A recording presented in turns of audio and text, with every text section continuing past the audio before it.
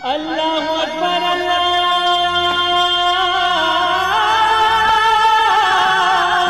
اکبر۔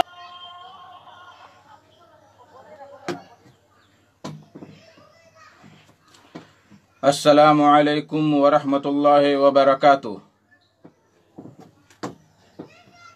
الحمد للہ رب العالمین والصلاة والسلام علی رسولہ الکریم وعلی آلہ وصحبہ اجمعین، اما بعد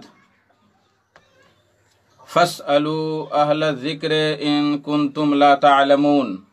میرے دوستو، بزرگوں، ساتھیوں، سامعین و سامعات کرام، آج بتاریخ 19 ذی القعدہ 1441 ہجری، 11 جولائی 2020 عیسوی، 27 گت آষاڑھ 2077 بکرمی، سنیچر کا دن، میں محمد مستقیم مدنی آپ لوگوں کی خدمت میں صدائے حق کا لائیو پروگرام لے کر حاضر ہو گیا ہوں، جو روزانہ آپ junk Nandini FM 95.5 mega hertz پر سنتے آ رہے ہیں، اور ہر سنیچر کو لائیو پروگرام دیا جاتا ہے جس میں آپ کے سوالات کے جوابات اللہ کے فضل سے دیے جاتے ہیں۔ تو پرانا ہی نمبر میرے پاس ہے 98 16 81 20 40، 98 16 81 20 40 پر آپ کال کر کے ہم سے جڑ سکتے ہیں اور اپنے سوالات کے جوابات پا سکتے ہیں۔ اسی طریقے سے یہ پروگرام فیس بک پر بھی لائیو دیا جاتا ہے، جسے آپ ہمیں ڈائریکٹ دیکھنے کے لیے NID سرچ کریں گے تو آپ ہمیں ڈائریکٹ دیکھ سکتے ہیں اور سوالات کر سکتے ہیں، اور صرف اگر سننا چاہتے ہیں تو جنک نندنی FM سرچ کریں گے تو آپ وہاں ہماری آواز سن سکتے ہیں۔ تو میرے بھائیوں، دوستوں، بزرگوں، آج لائیو پروگرام ہے اور بہت سارے سوالات باہر سے بھی آئے ہوئے ہیں جن کے جوابات ہم آپ کی خدمت میں انشاءاللہ تعالی پیش کریں گے۔ ہمارا نمبر ہے 98 16 81 20 40۔ آپ اس نمبر پر ڈائل کر کے ہم سے کنٹیکٹ کر سکتے ہیں، اور بدیش سے اگر ہم سے کنٹیکٹ کرنا چاہتے ہیں تو 00977 00977 ڈائل کرنے کے بعد 98 16 81 20 40 ڈائل کریں گے تو ہم تک آپ کی آواز آ جائے گی اور ہم سے گفتگو ہو سکے گی، اور اپنے سوالات آپ رکھ سکتے ہیں جن کے جوابات آپ ڈائریکٹ سن سکتے ہیں۔ میرے بھائیوں، دوستوں، بزرگوں، ایک رمضان سے یہ پروگرام شروع ہوا ہے اور انشاءاللہ تبارک و تعالی چلتا رہے گا، جس میں روزانہ آپ لوگوں کے لیے نئے نئے عالم کا خطاب، نئے نئے عالم کی تقریر ہم پیش کرتے ہیں۔ ایک بھی تقریر ریپیٹ نہیں کیا جاتا ہے کہ آپ کو سننے میں گرانی لگے، اس لیے ہم ہمیشہ نئے نئے عالم کے خطاب اور نئی نئی تقریر نئے نئے موضوع پر پیش کرتے ہیں۔ اور ہمارا پروگرام فیس بک پر بھی چلتا ہے ڈیلی، اور اسی طریقے سے ہر پروگرام کا یوٹیوب چینل بھی بنایا جاتا ہے۔ آپ انگریزی میں صدائے حق لکھیں گے تو آپ کے سامنے ہمارے علماء کرام کے خطابات اور تقاریر حاضر ہو جائیں گی اور آپ ان کو سن سکتے ہیں۔ فیس بک پر بھی ہمارے بھائی لوگ جڑ گئے ہیں۔ محمد صغیر عالم، السلام علیکم۔ وعلیکم السلام ورحمۃ اللہ وبرکاتہ۔ جب تک کسی بھائی کا فون نہیں آ رہا ہے تب تک میں چاہتا ہوں کہ قطر سے آج کے پروگرام کے لیے جو سوالات آئے ہیں ان کے جوابات دیے جائیں، اور اس آج کے دن بہت سارے سوالات آئے ہوئے ہیں۔ ہاں ہیلو، وعلیکم السلام ورحمۃ اللہ۔ کون بھائی، کہاں سے؟ ٹھاڑھی سے کون؟ محمد منظور، آپ کا سواگت ہے محمد منظور صاحب، فرمائیے کیا سوال ہے آپ کا؟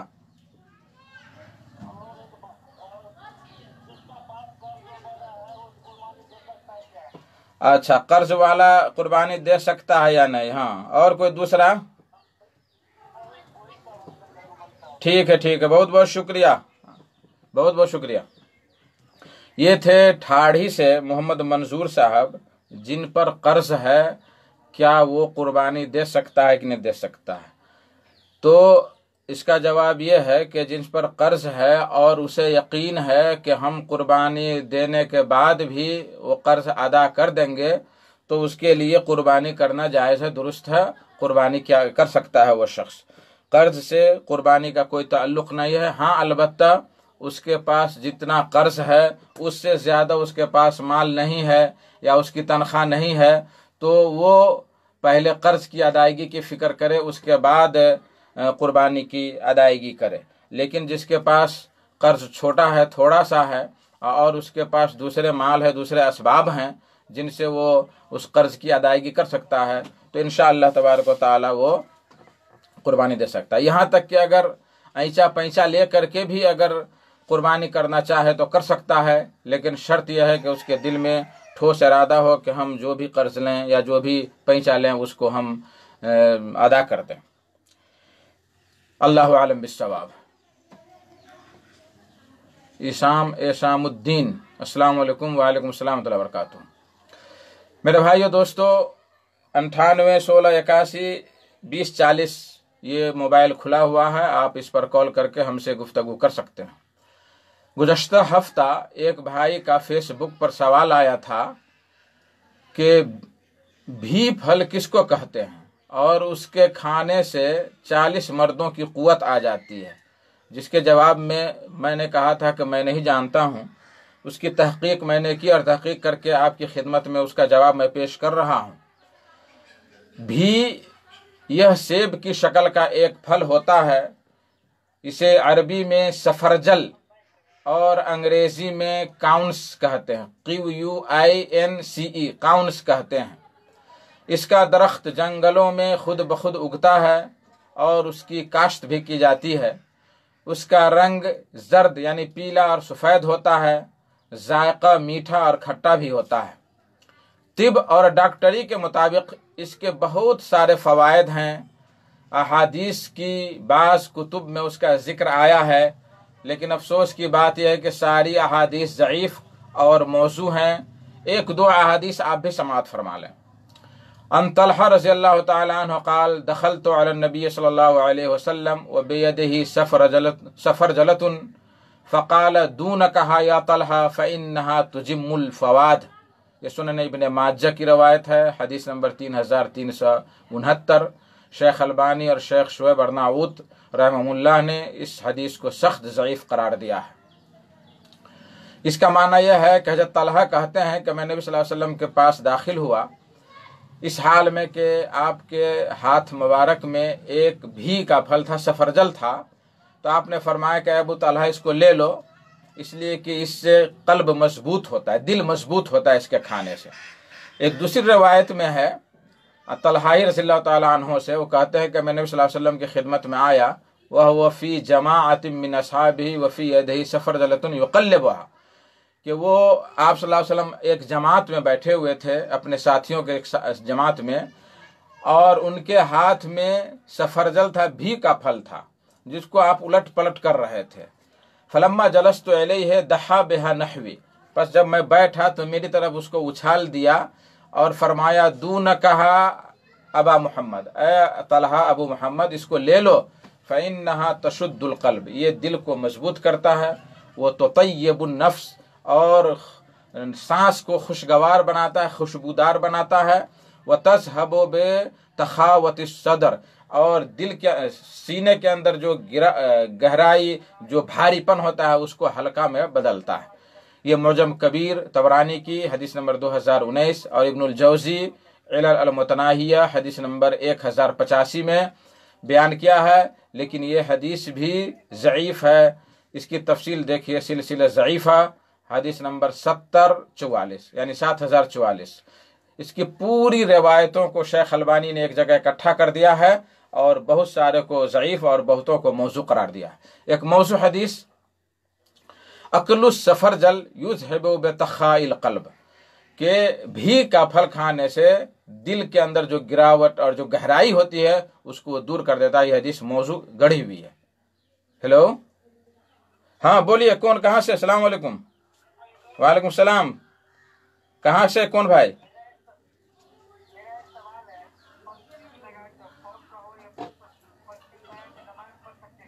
परफ्यूम लगाकर नमाज पढ़ सकते हैं कि नहीं? हाँ, कहाँ से आप, कौन भाई? रिजवान कटैया से। अच्छा, कटैया, धनुज कटैया। अच्छा, परफ्यूम नमाज, ठीक है ठीक है, मैं जवाब दे रहा हूँ उसका। वालेकुम। तो मैं भी के बारे में बयान कर रहा था, तो खुलासा कलाम ये निकला कि भी या सफरजल की तारीफ में जितनी भी अहादीस आई हैं सब की सब ज़ईफ़ और नाकाबिल एतमाद है। रही बात कि इसमें 40 मर्दों की ताकत पाई जाती है, तो इस सिलसिले में मुझे कोई हदीस नहीं मिली, बल्कि बाज़ यूनानी और जड़ी बूटी वाले डॉक्टरों ने इसका जिक्र किया है। बहरहाल ये एक फल है, अल्लाह की नेमत है, इसमें बहुत सारे फ़वाइद अल्लाह ने रखे होंगे, इन्हें खाना चाहिए और खा करके इससे फ़ायदा हासिल करना चाहिए। अल्लाह आलम बिस्सवाब। और इन्हीं ज़ईफ़ मौजू हदीस को लेकर के कुछ डॉक्टर लोग बहुत उछाले हैं, इसको बहुत ज़्यादा उछाले हैं। अल्लाह आलम बिस्सवाब। रिजवान कटैया से एक सवाल आया कि परफ्यूम लगाकर नमाज पढ़ सकते हैं कि नहीं पढ़ सकते हैं। देखिए, अक्सर परफ्यूम में अल्कोहल यानी शराब का मात्रा होता है, तो बेहतर यही है कि परफ्यूम लगाकर जिसमें शराब अल्कोहल का मात्रा ज़्यादा हो उसको लगाकर नमाज नहीं पढ़ना चाहिए। और वो परफ्यूम जिसमें शराब या अल्कोहल का मात्रा कम हो और उसका असर जाहिर ना हो रहा हो तो उसको लगा करके नमाज पढ़ने में कोई दिक्कत नहीं है। लेकिन आम तौर पर परफ्यूम लगाकर नमाज से बेहतर है कि नमाज न पढ़ा जाए, इसलिए कि उसमें अल्कोहल का मात्रा ज़्यादा होता है। उसकी जगह पर खुशबू है, इत्र है और भी चीज़ें हैं, वो लगा करके नमाज पढ़ना चाहिए और मस्जिद में आना चाहिए। अल्लाह आलम बिस्सवाब। हमारे बहुत सारे भाई जुड़े हैं इससे भी। हाँ हेलो, वालेकुम सलाम। कौन भाई, कहाँ से? कहाँ सो गए थे हाजी साहब? तबीयत खराब है क्या?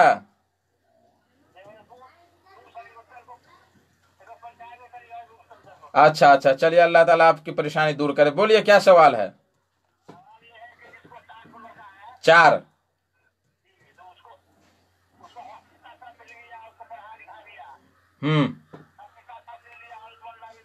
हाँ,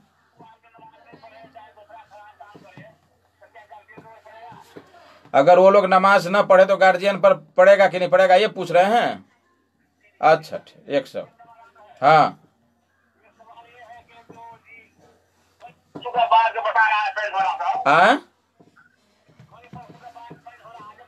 हाँ, यानी कल परसों की बात आज ही बता रहा है भविष्यवाणी करके। अच्छा ठीक है, मैं बता रहा हूँ भविष्यवाणी। चलिए ठीक, जज़ाकल्लाह खैरा। ये हाजी असलम साहब माशाअल्लाह सदाए हक प्रोग्राम के बहुत ज़्यादा शैदाई हैं और 2-3 हफ्तों से चूँकि बहुत ज़्यादा मशगूल थे इसलिए नहीं हाजिर हो रहे थे, सवालात नहीं कर रहे थे। और आज माशाअल्लाह उन्होंने सवाल किया। पहला सवाल इनका है कि एक आदमी है, उनके पास 4 बच्चे हैं, उन सारे बच्चों के हुकूक अदा कर दिए हैं, जो ज़मीन जथा है और भी चीज़ें हैं वो सब दे दिया है, और वो बच्चे अगर नमाज नहीं पढ़ रहे हैं तो क्या उनकी मुसीबत परेशानी आएगी बाप माँ पे? ये सवाल है।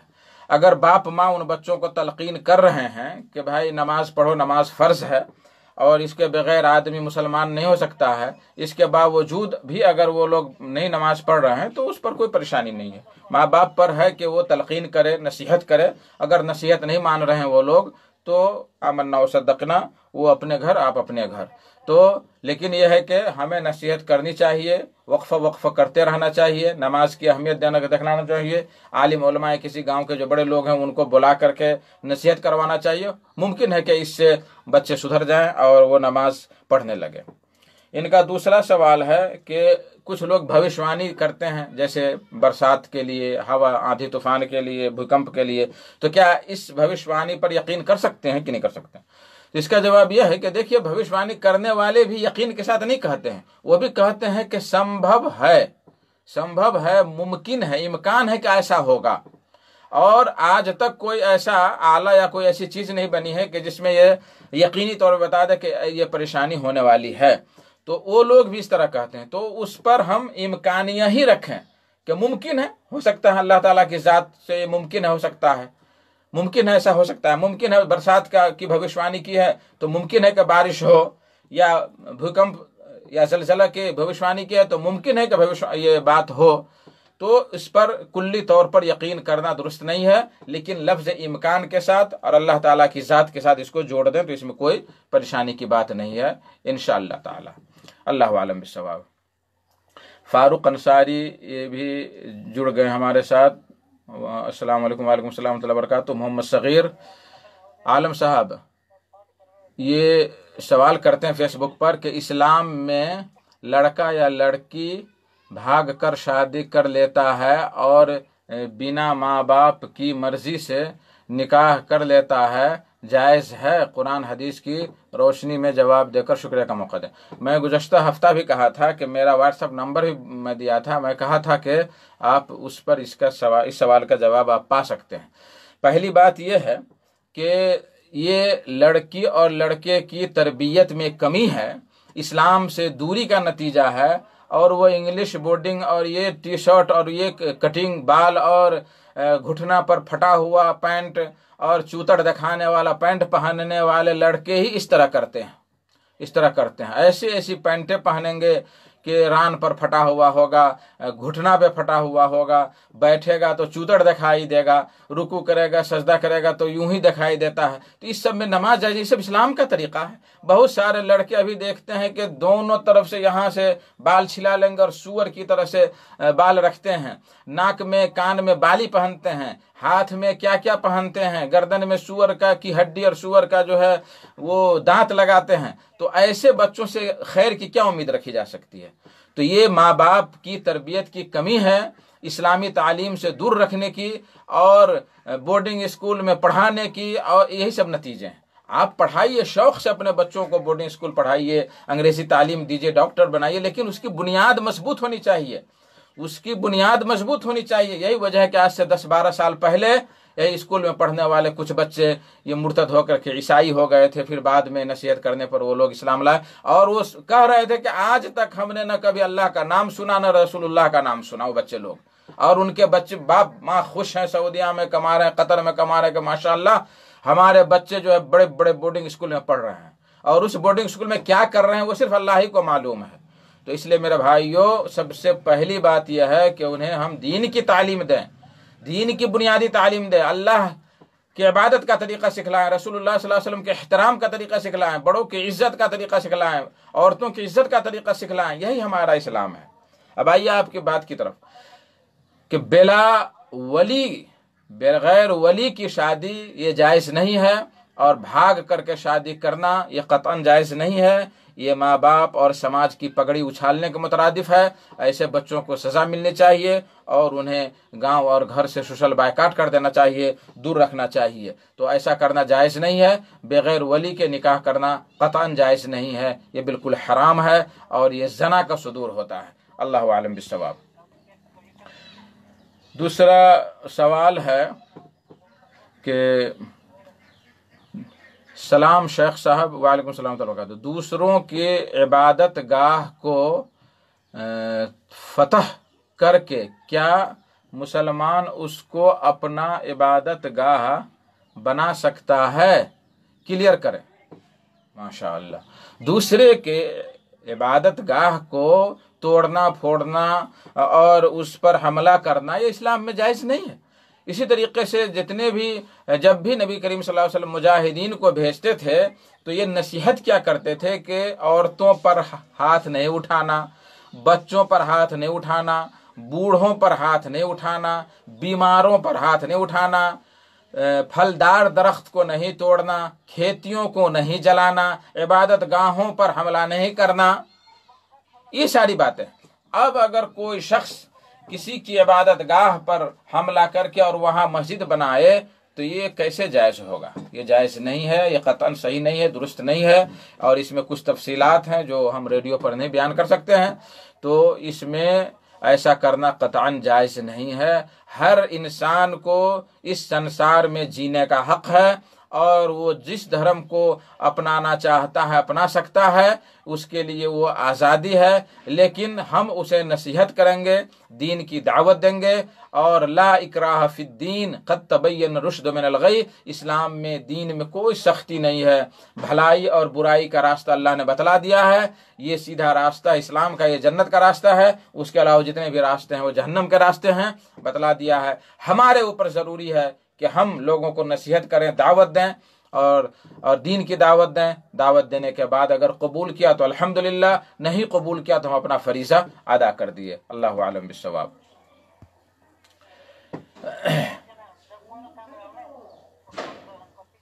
ایک اور ابو البھائی جان کا سوال ہے کہ کوئی بھی شخص سعودی یا ترکی کا اندھ بھکتی کرتا ہے.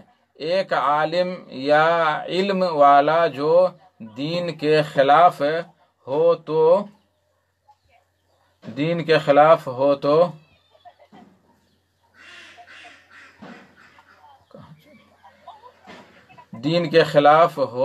کیا یہ صحیح ہے؟ دیکھیے، کسی کی بھی طرفداری کرنا یا اندھ بھکتی کرنا بلا دلیل اور بلا ثبوت کے جائز نہیں ہے.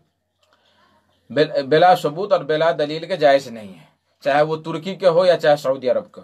لیکن ایک بات ہے کہ سعودی عرب میں چونکہ توحید کا بول بالا ہے اور علم کا بول بالا ہے، سنت نبوی علی صاحب الصلاۃ والسلام کا بول بالا ہے، علماء کرام کی کثرت ہے، اس لیے لوگ جلتے ہیں.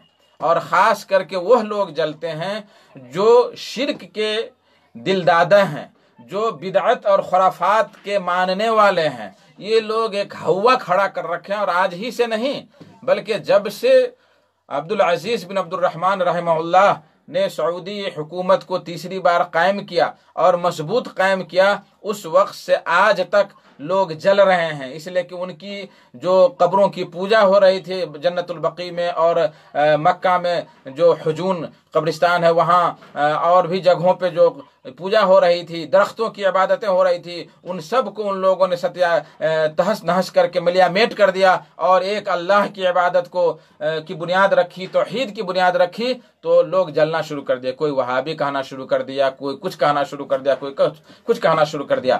تو اگر سعودی عرب کی بنیاد پر کہ وہ قرآن اور حدیث کے وہ لوگ ماننے والے ہیں اور وہ لوگ توحید کے شیدائی ہیں، وہ لوگ سنت رسول کے شیدائی ہیں، اگر اس بنیاد پر اگر کوئی سعودیوں کے ساتھ محبت کر رہا ہے تو ان کی یہ محبت اللہ اس کے رسول کے ساتھ ہوگی اور وہ ایک عبادت ہوگی اور یہ جو ہے اللہ کے یہاں اجر و ثواب کا حقدار ہوگا.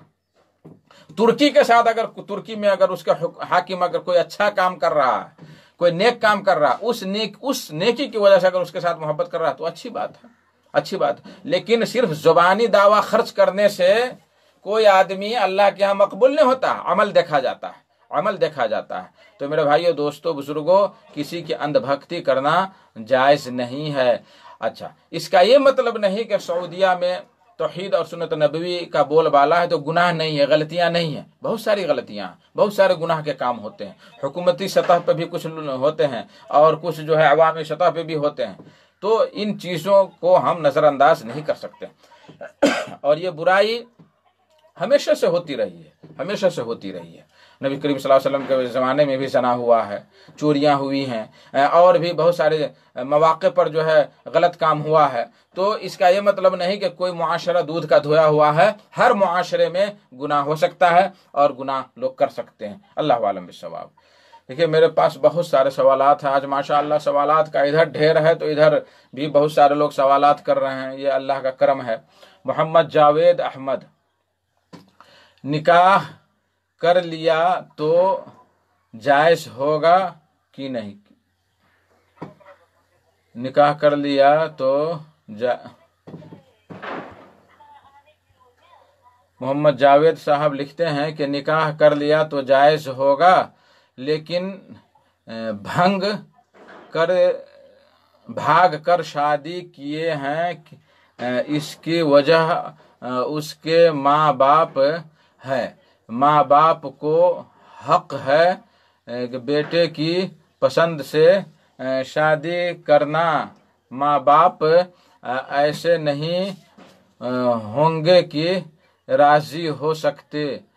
لو میرج کرنا آپ نے بتا دی کہ کیا ہے، بہت ہے۔ بہرحال میں یہ سمجھا کہ ماں باپ پر بھی ضروری ہے کہ اپنے بچوں کی پسند کا احترام کرے، خیال کرے۔ بہت سارے ماں باپ کو دیکھا گیا ہے کہ لڑکی اگر غریب خاندان کی ہے یا اور بھی کوئی پریشانی ہے تو ہم اس سے نہیں تمہاری شادی کریں گے، اور لڑکا اس سے راضی ہے۔ تو یہاں دونوں ہی طرف دیکھنا لازم ہے، بچے پر بھی ضروری ہے، بیٹا پر بھی یا بیٹی پر بھی ضروری ہے کہ وہ کہے کہ ہم فلاں کے ساتھ شادی کرنا چاہتے ہیں اور ہم عزت کے ساتھ شادی کرنا چاہتے ہیں، اور بیٹا بھی کہے کہ ہم فلاں لڑکی سے پسند کرتے ہیں، آپ ان کے والدین کے پاس جائیں اور ان سے شادی کی باتیں کریں۔ تو اس طرح سے دونوں پہلو کو دیکھ کر کے ماں باپ کو بھی دیکھنا چاہیے اور بچے کو بھی دیکھنا چاہیے کہ ہم اپنے ماں باپ کو راضی خوشی کر کے شادی کریں اور ماں باپ کو آگے بڑھائیں۔ تو اس طرح اگر کریں گے تو مصیبت اور پریشانی نہیں ہوگی انشاءاللہ تعالی۔ ظفیر عالم، السلام علیکم ورحمۃ اللہ وبرکاتہ۔ وعلیکم السلام ورحمۃ اللہ وبرکاتہ۔ قطر سے لائیو سن رہا ہوں، ماشاءاللہ الحمدللہ، اللہ آپ لوگوں کو جزائے خیر دے۔ محمد جاوید احمد پھر آئے، جو ہے ایک ہی سوال لے سکتا ہوں۔ حضرت فاطمہ کا جب رشتہ آیا تھا تو اللہ کے رسول صلی اللہ علیہ وسلم نے پوچھا تھا اپنے بیٹی کی، تمہارا رشتہ آیا ہے، تم کو یہ رشتہ پسند ہے تو بولو ورنہ منع کر دیتا ہوں۔ یعنی میں سمجھ گیا، اچھی بات ہے یہ، اس لیے میں نے دونوں طرف سے کہہ دیا۔ اور نبی کریم صلی اللہ علیہ وسلم کی حدیث ہے کہ باقرہ سے بھی سوال کیا جائے گا، باقرہ کی خاموشی ہی اس کی جو ہے اجازت ہوگی۔ باقرہ سے پوچھا جائے گا کہ فلاں لڑکا سے فلاں گاؤں میں تمہاری شادی کرنا چاہتا ہوں، تمہاری کیا رائے ہے؟ باپ کو اگر شرم آ رہی ہے تو ماں سے پوچھوائے، ماں پوچھے گی اور اس کی خاموشی ہی اس کی اجازت ہوگی۔ لیکن اگر سیبہ ہے، مطلقہ ہے، تو اس کا بولنا ضروری ہوتا ہے۔ اور آپ نے اچھی مثال دی کہ نبی کریم صلی اللہ علیہ وسلم کے پاس جو ہے حضرت علی کا جب رشتہ آیا تو پوچھنا چاہیے، اور اس میں ہمیں شرم نہیں کرنی چاہیے، پوچھنا چاہیے اس میں۔ تو اس لیے میرے بھائیو، اس لیے جو ہے اس کا اہتمام ہمیں کرنا چاہیے۔ کچھ کمی کمزوری ماں باپ کی بھی ہوتی ہے تو کچھ کمی کمزوری بچوں کی بھی ہوتی ہے۔ میرے بھائیو، دوستو، بزرگو، یہ پروگرام آپ junk Nandini FM 95.5 mega hertz پہ سن رہے ہیں، لائیو پروگرام سن رہے ہیں۔ صغیر رین کا سوال پھر آیا ہے۔ السلام علیکم، میں 15 دن سے سوال پوچھا، جواب نہیں ملا۔ سوال، خصی یعنی بکرا پیدائشی، خصیہ یعنی نہیں ہے تو قربانی ہوگی کہ نہیں ہوگی؟ ہوگی اس کی قربانی۔ جب پیدائشی طور پر اس کا خصیہ نہیں ہے، اور عرف عام میں وہ عیب نہیں مانا جاتا ہے تو اس کی قربانی ہو جائے گی انشاءاللہ تعالی۔ اس لیے کہ جب خصیہ رہتا ہے تو اس کو مصنوعی طور پر نکال دیا جاتا ہے تاکہ اس کا گوشت اچھا لگے، تو قدرتی طور پر نہیں ہے تو الحمدللہ بڑی اچھی بات ہے۔ جیسے وہ لڑکا کہ جس کو قدرتی طور پر، پیدائشی طور پر اس کا ختنہ ہوا رہتا ہے تو اس کو ختنہ کرنے کی ضرورت نہیں ہے، تو اسی طریقے سے اگر اس کا وہ جانور خصی ہو گیا ہے اس کی قربانی میں کوئی مشکل کی بات نہیں ہوگی انشاءاللہ تعالی۔ پھر صغیر صاحب کا سوال آیا کہ چکن کمپنی میں 1000-2000 مرغی کاٹتی ہے، مشین سے ایک مرغی پر بسم اللہ پڑھ لیتا ہے اور باقی ایسے ہی کاٹتے جا رہے ہیں، تو پوچھنا ہے کہ اس کا کیا جواب ہے۔ وہاں بھی قطر میں بھی بہت سارے علماء ہیں، آپ ان سے پوچھ سکتے ہیں کہ یہ جائز ہے کہ نہیں جائز ہے، اور یہ مشین سے جو کیا جاتا ہے مشین سے نہیں کرنا چاہیے بلکہ ہاتھ سے ہی ذبح کرنا چاہیے، تو وہاں بھی علماء کرام ہیں، ان سے بھی آپ پوچھ سکتے ہیں اس کے بارے میں، وہ وہاں دیکھ کر کے وہاں معلومات حاصل کر کے وہ جواب دے سکتے ہیں۔ نوشاد اسیر، اگر ہم جہیز نہ لے کر میراث میں جبرن حصہ لے سکتے ہیں؟ روشنی فرمائیں والسلام۔ میراث میں جبرن کیا، میراث تو واجب فرض عین ہے کہ ماں باپ پر کہ وہ اپنے بچوں اور بچیوں کو میراث میں دیں۔ اگر کہا جائے کہ بھائی جیسے جہیز تو لینا یہ لعنت ہے اور یہ ڈکیتی ہے، یہ چوری ہے، تو اگر جب یہ مصیبت کب آئی؟ ایک تو غیروں سے مصیبت آئی کہ ان کے اندر میراث کا تصور نہیں ہے، اور ہم نے جب میراث کو چھوڑا تو یہ جہیز والی مصیبت آئی۔ ابھی بھی پوربی علاقہ میں، نیپال میں بھی جو سنسری میں کچھ علاقے ہیں اور انڈیا میں بہت سارے علاقے ہیں، سپول ضلع میں، وہاں میراث دیتے ہیں، تو وہاں اس کا تصور ہی نہیں، جہیز کا تصور، بلکہ ہم جب وہاں رہتے تھے تو بارات کو بھی کھانا بھی نہیں کھلاتے تھے، پانی پلا دیا، شربت پلا دیا اور نکاح ہوا، آپ لوگ جا سکتے ہیں۔ تو اس طرح سے سادگی کے ساتھ وہاں شادی ہوتی تھی، 2000-3000 میں شادیاں ہو جاتی تھی۔ ابھی بھی وہاں بھی کچھ باتیں آ گئی ہیں، لیکن میرا کہنا یہ ہے کہ میراث سب سے اہم چیز ہے، اس کا رواج دینا چاہیے، اس کی اہمیت کو ہم علماء کرام کو لوگوں کو سمجھانا چاہیے، سکھانا چاہیے، تبھی جا کر کے یہ جہیز کی لعنت دور ہوگی۔ اللہ عالم بالصواب۔ امین کنگ خان، السلام علیکم ورحمۃ اللہ وبرکاتہ۔ وعلیکم السلام ورحمۃ اللہ وبرکاتہ۔ لال پٹی سپتری میں کویت، آپ کا لائیو ویڈیو دیکھ رہا ہوں، ماشاء اللہ۔ یہ امین صاحب دیکھ رہے ہیں کویت میں، بہت سارے بھائی ہیں جو جڑے ہوئے ہیں۔ دیکھیے بہت سارے سوالات آ رہے ہیں، کچھ سوالات ادھر بھی میں لے رہا ہوں جو قطر سے آئے ہوا ہے، اور جو بھائی ہمارے سن رہے ہیں، لائیو سن رہے ہیں نیپال میں، وہ 9816812040 پر آپ پوچھ سکتے ہیں اور سوالات کے جوابات لے سکتے ہیں۔ دوسرا سوال قطر سے آیا ہے کہ کیا اوجھڑی کھانا حلال ہے، اور حلال جانور کے حرام اعضاء، فقہ حنفی میں 7 اعضاء حرام ہیں، جس حدیث سے ثابت کیا جاتا ہے وہ شاید ضعیف ہے، آپ اس کی وضاحت کر دیں۔ یہ رحمت اللہ صاحب کا سوال ہے۔ جواب، یہ اکثر جواب حافظ زبیر علی زئی رحمہ اللہ کے فتویٰ سے میں لیا ہوں، لیکن کچھ میں اس میں اضافہ بھی کیا ہوں، کچھ نئی تحقیقات میں اس میں رکھا ہوں۔ تو حافظ زبیر صاحب لکھتے ہیں کہ اوجھڑی حلال ہے۔ حلال جانور مثلا گائے، بھینس، اونٹ، بکری اور بھیڑ وغیرہ کو شرعی شروط کے ساتھ اگر ذبح کیا گیا ہے تو اس کی اوجھڑی حلال ہے، چاہے قربانی ہو یا عام ذبیحہ ہو، اور اسے حرام کہنا غلط ہے۔ قربانی کے جانور کے بارے میں ارشاد ربانی ہے، فَإِذَا وَجَبَتْ جُنُوبُهَا فَكُلُوا مِنْهَا وَأَطْعِمُوا الْقَانِعَ وَالْمُعْتَرَّ، پھر جب وہ جانور ذبح ہو جائیں، اپنی پشت نیچے رکھ دینے ذبح ہو جائیں تو ان میں سے کھاؤ، اور امیر غریب کو بھی کھلاؤ۔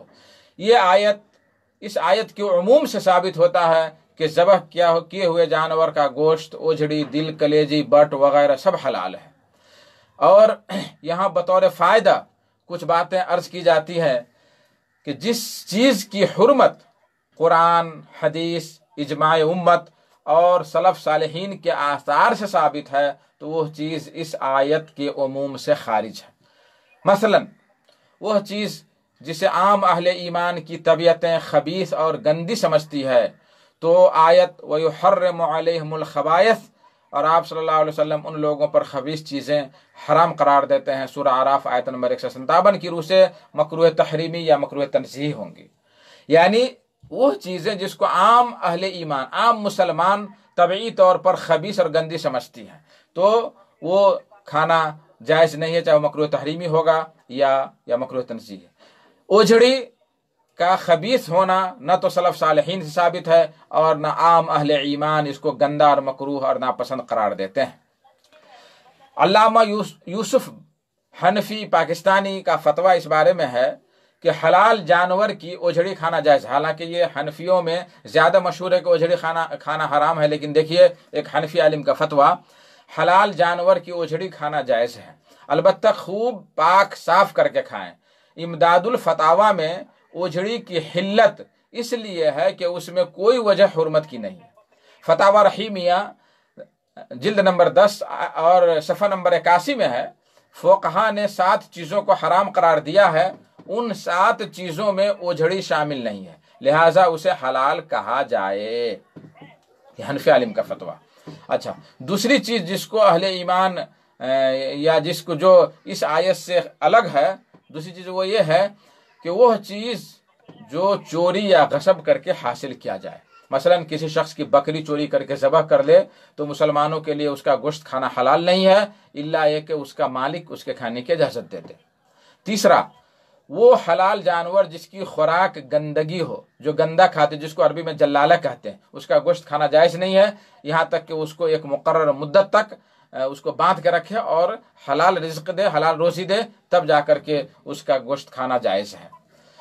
چوتھا، زندہ جانور کا کٹا ہوا گوشت کھانا حرام ہے۔ زندہ جانور ہے اور اس کا چوتڑ ہے یا اس کا کلہا ہے یا اس کا خصیہ ہے یا اور بھی کوئی چیز ہے، اس کو کاٹ لیا اور کھا لیا تو یہ حرام ہے۔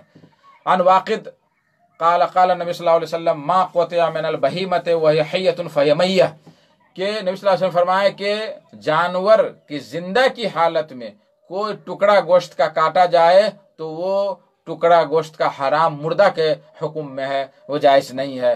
اس کی روایت ابو داؤد نے کی، ابن ماجہ، ترمذی وغیرہ نے کی، اس کو شیخ البانی نے صحیح قرار دیا ہے۔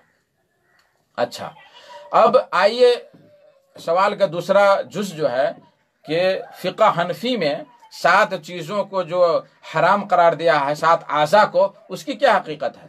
تو اس کے بارے میں بیان کیا گیا ہے کہ ان لوگوں کی جو دلیل کیا ہے، وہ دلیل مفسر قرآن امام مجاہد تابعی سے روایت ہے کہ ان نبی صلی اللہ علیہ وسلم کرہ من الشاۃ سبعا، نبی صلی اللہ علیہ وسلم نے بکری میں سے 7 چیزوں کو مکروہ سمجھا ہے۔ مکروہ یعنی مکروہ تحریمی، المثانہ جس میں پیشاب کی تھیلی، والمرارہ پت کی تھیلی، والغدہ اور گوشت کا جو غدود ہو جاتا ہے وہ، اور جو ذکر یعنی اعلی تناسل، والحیا اور مؤنث جانور کی شرمگاہ، والانثیین اور دونوں خصیے، یہ 7 چیزیں جو ہے ناپسند کیا ہے۔ لیکن یہ حدیث کہاں ملے گی آپ کو؟ ابو داؤد کی مراسیل حدیث نمبر 465، مصنف عبدالرزاق حدیث نمبر 8771، سنن کبریٰ بہقی جلد 7 صفحہ نمبر 10۔ لیکن یہ روایت 2 وجہ سے ضعیف ہے۔ ایک، اس میں ایک راوی واصل بن ابی جمیل ہے جن کو جمہور محدثین نے ضعیف قرار دیا ہے، امام دارقطنی اور بہت سارے علماء نے اس کو ضعیف قرار دیا ہے۔ دوسری وجہ کہ یہ حدیث مرسل ہے یعنی منقطع ہے، اور مرسل حدیث، منقطع حدیث جمہور علماء کے نزدیک ضعیف ہوتی ہے، لہٰذا یہ حدیث ضعیف ہے۔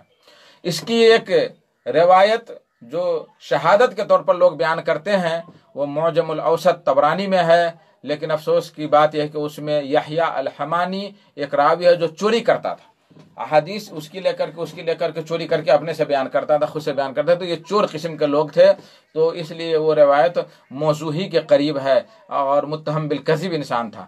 شیخ البانی رحمہ اللہ نے ان ساری روایتوں کی تحقیقات ارواء الغلیل جلد 8 صفحہ 152 میں کیا ہے وہاں بھی آپ دیکھ سکتے ہیں، اور انہوں نے کئی روایتوں کو اکٹھا کیا ہے۔ علی کل حال خلاصۃ التحقیق یہ ہے کہ شرعی شروط کے ساتھ جو جانور حلال ہے اس کی اوجھڑی کھانا حلال ہے، بشرطے کہ اس کو خوب دھو کر صفائی کر کے پکا کر کے کھایا جائے اور اس میں نجاست کا کوئی اثر باقی نہ رہے۔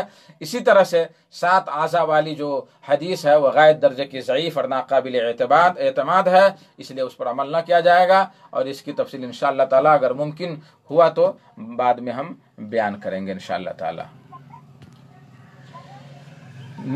نیپال یعنی اور بھی کسی ساتھی نے بیان کیا کہ آپ حضرت لوگوں سے گزارش ہے کہ سوال چھوٹا کیا کریں لائیو پروگرام پر، کوئی بڑا سوال کے لیے ان باکس میں سوال کریں۔ اچھا مشورہ ہے، اس لیے کہ پڑھتے پڑھتے ٹائم لاس ہو جاتا ہے، تو اس لیے چھوٹا سوال کریں تو اس کا جواب دیا جائے۔ امداد خان قطر سے ہمیں دیکھ رہے ہیں، اور عبدالسلام سلفی ماشاءاللہ بہت ہی عمدہ، جزاک اللہ خیرہ، اور امین کنگ خان ہیں، اور عبدالسلام سلفی ماشاءاللہ، ریان آفریدی۔ اتنے سوالات آنے کے بعد بھی آپ جواب دے رہے ہیں، اللہ آپ کے اس خدمت کو جو ہے وسیلے سے، اس خدمت کے وسیلے سے آپ کے ہر ایک نیک دعا کو قبول فرمائے۔ دیکھیے بہتر بات ہے یہ وسیلہ نیک، یعنی اپنی عبادت کا وسیلہ لینا چاہے، چونکہ یہ دین کی خدمت کرنا ایک عبادت ہے، اور اس کے وسیلے سے دعا کرنا چاہے کہ اللہ میں یہ کام آپ کی خدمت کے لیے، رضا کے لیے کر رہا ہوں، دین کی خدمت کے لیے، اللہ اس کے بدلے میں، اس کے طفیل میں ہمیں بخش دے۔ اللہ ہم سب کو صحیح راستے پہ چلنے کی توفیق دے، ہماری زبان سے اچھے الفاظ نکلے جس سے اللہ خوش ہو، آمین۔ محمد حیدر، السلام علیکم۔ وعلیکم السلام ورحمۃ اللہ وبرکاتہ۔ دیکھیے میرا وقت بھی بہت ہی کم رہ گیا ہے، ایک اور میں سوال کا جواب جو آیا ہوا ہے باہر سے، قطر سے، میں اس کا مختصر طور پہ جواب دینا چاہتا ہوں۔ وہ یہ ہے کہ سترہ کے متعلق، سترہ کسے کہتے ہیں اور کتنی دوری میں رکھنا ہے، نیز سترہ کے نزدیک سے گزرنے کے کیا طریقے ہیں؟ عالم رائن ادھیان پور۔ جواب: کوئی ایسی اونچی چیز جس سے قریب ہو کر نمازی نماز پڑھے، وہ جو اس کے اور قبلہ کے درمیان ہو، تاکہ لوگ جان لے کہ یہ بندہ نماز پڑھ رہا اور اس کے آگے سے نہ گزرے، اسی کو سترہ کہتے ہیں۔ نبی کریم صلی اللہ علیہ وسلم نے فرمایا: اذا صلی احدکم فلیصلی الی سترہ ولیدن منہا لا یقطع الشیطان علیہ صلاته، رواہ ابو داود۔ شیخ البانی نے صحیح قرار دیا ہے کہ جب تم میں کا کوئی شخص نماز پڑھے تو اس کو چاہیے کہ سترہ رکھ کر کے نماز پڑھے اور اس سے قریب ہو جائے تاکہ شیطان اس کی نماز کو نہ کاٹے۔ اب رہی بات کہ کتنی دوری ہونی چاہیے سترہ کے درمیان، تو اس کے بارے میں بھی نبی کریم صلی اللہ علیہ وسلم کے بارے میں آیا ہے۔ عن سہل بن سعد رضی اللہ تعالی عنہ انه قال کان بین مصلی رسول اللہ صلی اللہ علیہ وسلم و بین الجدار ممر الشاتین، کہ نبی کریم صلی اللہ علیہ وسلم کے اور دیوار کے درمیان ایک بکری کے گزرنے کے برابر جگہ ہوتی تھی، یعنی سترہ دیوار کو بناتے تھے۔ تو بخاری میں اور مسلم میں روایت ہے۔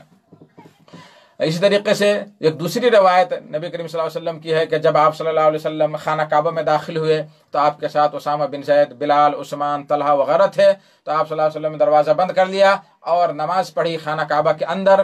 تو بلال سے پوچھا گیا کہ کتنی دوری تھی اس دیوار اور نبی صلی اللہ علیہ وسلم کے درمیان، تو انہوں نے فرمایا وَجَعَلَ بَيْنَهُ وَبَيْنَ الْجِدَارِ نَحْوَ مِنْ 3 أَذْرُعٍ، کہ 3 ہاتھ کی دوری آپ صلی اللہ علیہ وسلم میں اور دیوار میں تھی۔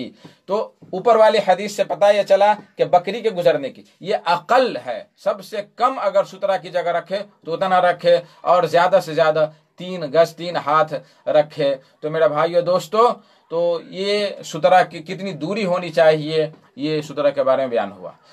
اس طرح سے سترہ کے باہر سے آدمی کو گزرنا چاہیے، سترہ کے اندر سے نہیں گزرنا چاہیے، اندر سے گزرنے کا بہت بڑا گناہ ہے۔ نبی کریم صلی اللہ علیہ وسلم نے فرمایا کہ لو یعلم المار بین ید المصلی ماذا علیہ، اگر نمازی کے آگے سے گزرنے والا جان لے کہ اس پر کیا مصیبت ہے، کیا گناہ ہے، لکان ان یقف 40 خیرا له من ان یمر بین یدیہ، تو وہ 40 وہاں رکے رہے، بہتر ہے اس کے لیے کہ اس کے آگے سے گزرے۔ تو راوی کہتے ہیں کہ میں نہیں جانتا ہوں کہ 40 یومن کہا کہ شہرن کہا، کسی نے کہا کہ 40 دن کہا کہ 40 مہینہ کہا کہ 40 سال کہا، یہ ہم نہیں جانتے ہیں۔ تو میرے بھائیو، ایک بات اور یاد رکھیں کہ سترہ کے اندر سے اگر کوئی گزر رہا ہے تو اس کو زبردستی طاقت کے ساتھ روکیں، آپ ہاتھ سے روکیں، اگر نہ رک رہا ہے تو اس کے ساتھ لڑائی کریں، اور اس لیے کہ وہ شیطان ہے۔ نبی کریم صلی اللہ علیہ وسلم نے فرمایا، ابو سعید خدری کی روایت ہے، اذا كان احدكم يصلي فلا يدع احدا يمر بين يديه وليدره ما استطاع فان ابى فليقاتله فانما هو شیطان، رواہ مسلم، کہ جب تم میں کا کوئی شخص نماز پڑھے تو کسی کو نہ چھوڑے کہ اس کے آگے سے وہ گزرے اور اس کو دور کرے جتنی طاقت ہے. اگر وہ انکار کر دے دور ہونے سے تو اس سے لڑائی کرے، اس لیے کہ وہ شیطان ہے، شیطان کا کام کر رہا ہے. اس طریقے سے ایک اور روایت ہے. تو میرے بھائیو دوستو، ایک سوال اور ہے کہ سترہ کس چیز کا رکھے. سترہ کے لیے لکیر بنانے والی حدیث ضعیف ہے، بلکہ کوئی بھی چیز ایک بالش کی اونچی ہو یا اس سے بھی اونچی ہو تو اس کو زمین میں گاڑ کر کے اس کو سترہ بنایا جا سکتا ہے. اس طریقے سے بھی کرسی ہے یا دیوار ہے یا اور بھی کوئی چیز رکھ سکتے ہیں. اسی طریقے سے بعض لوگ کہتے ہیں کہ سترہ کو سامنے سے نہیں رکھنا چاہیے بلکہ سائڈ میں رکھنا چاہیے یا بائیں طرف رکھنا چاہیے. تو اس کی بھی حدیث جو آئی ہے وہ بھی ضعیف ہے، اس لیے اس پر بھی عمل نہیں کرنا چاہیے. میرے بھائیو دوستو، اسی طرح سے ایک بات اور بتا دوں کہ امام کا سترہ ہی مقتدی کا سترہ ہوتا ہے. اگر جماعت کے ساتھ نماز پڑھ رہا ہے آدمی تو صفوں کے درمیان سے گزرنا جائز ہے، اس میں کوئی مشکل کی بات نہیں ہے. ہاں البتہ امام کے آگے سے گزرنا یہ قطعاً جائز نہیں ہے، منفرد نماز پڑھ رہا ہے تو. اسی طریقے سے ایک بات اور میں بتا دوں کہ اس میں جو نماز لوگ پڑھتے ہیں اس کو چاہیے کہ راستے پر نہ نماز پڑھے. بہت سارے لوگوں کو دیکھیں گے کہ مسجد کے راستے پر سنت پڑھنا شروع کر دیتے ہیں اور لوگ نکلتے ہیں، وہ ادھر سے ادھر ہوتا ہے، پریشانی ہوتی ہے. خانہ کعبہ میں بھیڑ کی جگہ پہ ہی لوگ سنت پڑھنا شروع کر دیتے ہیں. ایسا کرنا درست نہیں ہے، بلکہ گناہ گار وہ ہوگا جو نماز پڑھ رہا ہے، آگے سے گزرنے والا نہیں ہوگا. اللہ عالم بالصواب. اب ہمارا وقت ختم ہو گیا ریڈیو کا. اللہ تبارک تعالیٰ سے دعا ہے کہ اللہ تعالیٰ ہمیں اور آپ کو اور سامعین کرام کو سیدھے راستے پر چلنے کی توفیق عطا فرمائے، اور جب تک دنیا میں رکھے اسلام پر قائم رکھے، اور جب خاتمہ تو زبان سے لا الہ الا اللہ محمد رسول اللہ نکلے. وآخر دعوانا ان الحمد للہ رب العالمین وصلی اللہ تعالیٰ نبی وسلم. لیکن فیس بک پر جو سوالات آ رہے ہیں اس کا جوابات میں دوں گا انشاءاللہ تعالی. تو ریڈیو کا چونکہ ہمارا وقت ختم ہو گیا اس لیے ہم نہیں دے سکتے ہیں، زیادہ وقت نہیں لے سکتے ہیں. پھر بھی ہم نے 5 منٹ زیادہ لے لیا. کچھ سوالات جو آئے ہوئے ہیں وہ ہم اس کا جواب دے دیتے ہیں آپ لوگوں کو. ریان آفریدی: میرے روم میں ایک مسلمان دوست نے ایک نان مسلم کو رہنے کے لیے لایا. کچھ دن کے بعد خود بخود اس کا ایک مسلمان نام رکھ دیا کیونکہ ان کو اس کا نام پسند نہیں تھا. اس کا اپنا نام پسند نہیں تھا، ان کا اپنا نام پسند نہیں تھا، مگر کبھی بھی بات چیت کرتے کرتے ایسی باتیں وہ نان مسلم کے آگے کرتا ہے جس سے اس کا دل دکھتا ہو، جیسے کہ ہمیشہ اس کے آگے گائے کے گوشت کھانے کی بات کرتا ہے. تو ایسے طریقے سے وہ نان مسلم ہمارے دین کے قریب بھی آئیں گے؟ نہیں آ سکتے ہیں. دیکھیے یہ اس طرح سے کسی کو چڑھانا اور کسی کو پریشان کرنا یہ جائز نہیں ہے، بلکہ ہم اسے دلائل کے ساتھ اور اچھے انداز سے ہم اسے سمجھائیں، سکھائیں کہ یہ اچھا ہے اور یہ کام غلط ہے. ہمیں اسے توحید کے بارے میں سکھائیں. گائے کے گوشت کی کیا اہمیت ہے؟ کچھ نہیں ہے. ہم اسے توحید کے بارے میں سکھائیں، دین کے بارے میں سکھائیں، اور ایک اللہ کی عبادت کے بارے میں سکھائیں. نبی کریم صلی اللہ علیہ وسلم ہمارے آخری نبی ہیں، ان کے بارے میں سکھائیں. تو اس طرح سے ہم انہیں کرنا چاہیے. کسی بھی غیر مسلم کو دل سے تکلیف دینا یہ جائز نہیں ہے، بہتر نہیں ہے یہ. ریان آفریدی کہتے ہیں کہ میرا اوپر کا سوال کا جواب پلیز دے کے جائیں گے شیخ صاحب. ہاں جواب میں دے دیا، اچھی بات ہے. میں پورے فیس بک کا جواب دے کے رہوں گا. نوشاد اسیر: کیا سعودی حکومت آسیسی حکومت کے ساتھ ہے جنہوں نے بہت سارے اخوانی اور مصری عوام کو موت کے گھاٹ اتار دیے اور سعودی حکومت نے زبان تک نہ کھولی؟ واضح کر دیں، مہربانی ہوگی. دیکھیے یہ سب سیاسی باتیں مجھے معلوم نہیں ہے. कि सीसी फीसी कौन है, मिस्र में सुना गया था कि वो है। तो ये सब सियासी बातें हैं, मुझे इस सब के बारे में इल्म नहीं है। कुरान हदीस की बातें अगर पूछना है तो पूछिए। गलतियाँ सियासी तौर पे हर शख्स के अंदर है, तो हमें जितनी गलती है उतनी हम उससे नफरत करें और खूबी को देखें, खूबी को देख करके हम उससे मोहब्बत करें। हर इंसान के साथ, जैसे कोई जैद है, जैद में कुछ खूबियाँ भी हैं, कुछ खामियाँ भी हैं, तो जितनी खामियाँ हम उतनी ही नफरत करें, जितनी खूबियाँ हम उनसे मोहब्बत करें। ऐसा ना है कि एक मामूल है कि हमको सलाम नहीं किया, रास्ते में बेचारा वो बहुत नेक आदमी है, मशगूल था ज़हनी तौर पर और भी कोई परेशानी थी, सलाम नहीं किया, तो उस वक्त से हम खाना शुरू कर दें कि वो मुनाफिक है, ऐसा है वैसा है, और उससे हम बज़न हो जाएं। तो ऐसा नहीं करना चाहिए। मोमिनों को हमेशा हुस्न ज़न और उज़्र पर रखना चाहिए कि मुमकिन है उसके साथ कोई उज़्र हो रहा हो, मुमकिन है उसके साथ कोई परेशानी रही हो। अल्लाह आलम। अब्दुस्सलाम सलफ़ी, अगर कोई सुतरा में मोबाइल रखे तो क्या होगा? सुतरा में मोबाइल रखे, उसको खड़ा करके अगर रखे और जना करके रखे तो कोई मुश्किल नहीं है, लेकिन जाने लोग कि सुतरा में रखा गया है मोबाइल, नहीं तो आजकल मोबाइल को कहाँ कोई समझता है कि सुतरा में रखा गया है।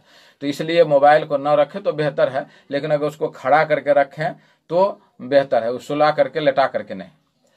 अहमद अख्तर अंसारी, अहमद अख्तर अंसारी, अस्सलाम वालेकुम। वालेकुम अस्सलाम रहमतुल्लाहि व बरकातुहू। अहमद अख्तर अंसारी, बेशक बिल्कुल सही मौलाना साहब। अब फेसबुक पर भी हमारे साथियों के सवालात नहीं हैं और चूँकि अभी मेरे पास कतर से आए हुए बहुत सारे सवालात हैं, लेकिन मैं जवाब नहीं दे पाऊँगा, टाइम बहुत ज़्यादा हो गया, इसलिए मैं आप लोगों से अब रुखसत हो रहा हूँ, जुदा हो रहा हूँ। अल्लाह तबारक ताला हमें और आपको खुश रखे, सारी मुसीबतों सारी बलाओं से दूर रखे, और आइंदा शनिचर को इसी तरह से आप लोग जुड़ें। और कतर के जो हमारे साथी लोग हैं जिनके सवालात के जवाबात रह गए हैं वो मायूस न हो, वो इंशाअल्लाह ताला अगले हफ्ता हम देने की कोशिश करेंगे। इसलिए कि इस हफ्ता चूँकि नेपाल से भी सवालात आ गए और फेसबुक पर बहुत सारे सवालात आ गए, इसलिए वक्त नहीं मिल पाया, और चूँकि 1 घंटा तकरीबन होने जा रहा है। अल्लाह तबारक ताला हमारी इन काविशों को कबूल फरमाएं। जो लोग सवालात किए हैं अल्लाह तबारक ताला उनके माल दौलत और रोज़ी में बरकत अता फरमाएं और परेशानियों को दूर करें। मेरे भाइयों दोस्तों, अल्लाहु अकबर, बेहतर रहेगा।